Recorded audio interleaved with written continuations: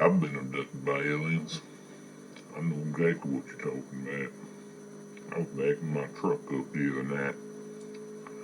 And out the corner of my eye, I saw this little creature.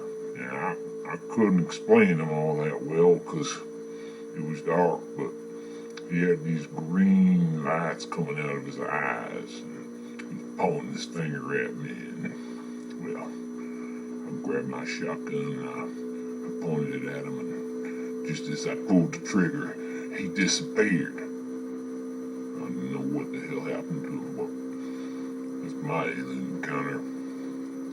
I believe in aliens. I believe they're coming back to get us.